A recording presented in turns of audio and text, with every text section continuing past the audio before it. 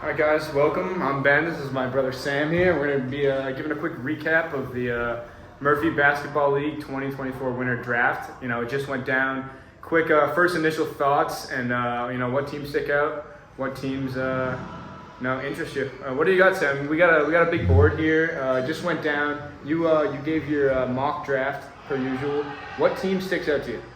It's an obvious team sticking out in a good way for me at first. I want to say it's Team 7, Jason Little, Team Jason. He drafts Insane Lee. He drafts Eli Halpin in the second round. I think that was a big steal. I think they have a big in Jason Little. They have a kind of do-it-everything guy, Eli Halpin, and then obviously Insane. He's going to be a shooter, a distributor.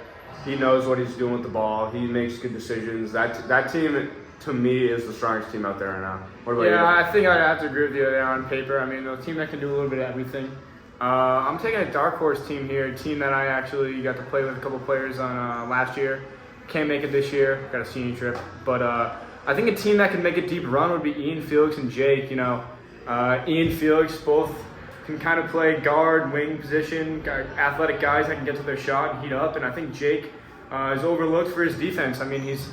He's on the smaller side height-wise, but his physicality is able to make up for that. And I think that this would be a good ad for them.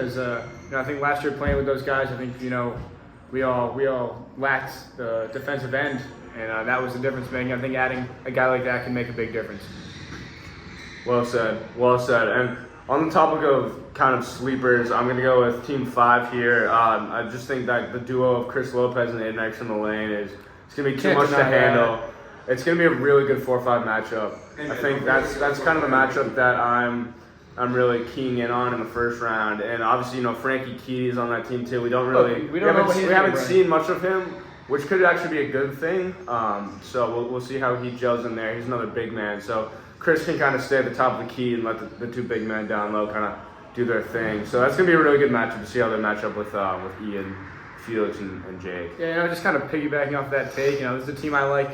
On paper, Chris is a reigning MVP. I think Chris can just kind of do it all on the court. And Aiden's a guy who can not only score the basketball anytime, but he can also rebound.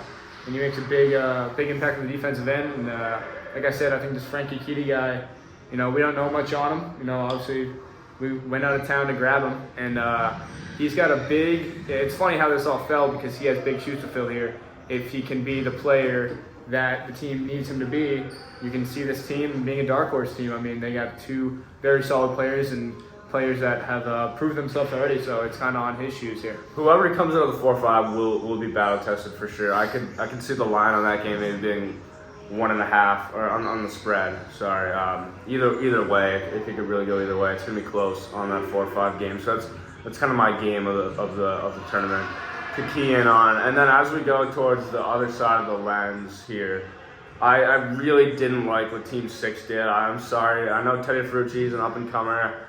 He hasn't played much Murphy basketball, if not any. But I really think he could have gotten Joe Coleman in the second round. For sure. That's kind of just a testament to not really knowing your pool. And that's how Team 7 was kind of able to slide in on Eli. I'm really surprised Linden didn't take Eli in the 8 and 9 turn too. I actually had Eli going second in my mock. I think that's how good he can be. So no disrespect to Teddy, Joe, and Maddie, but I just don't think that's that strong of a team. And then they kind of have an interesting matchup with Nick Burgoyne, Pat Evers, and Liam Kelly. So the 3-6 will definitely be interesting to watch too. I think that 3-6 game is going to be a very tight game, and you could almost say maybe going to be a 1-point game. And just to kind of take after what you said again, I think, this is nothing personal here, but I think it's absolutely criminal that Eli Halpin was not taken I thought he was going to go well before the turn.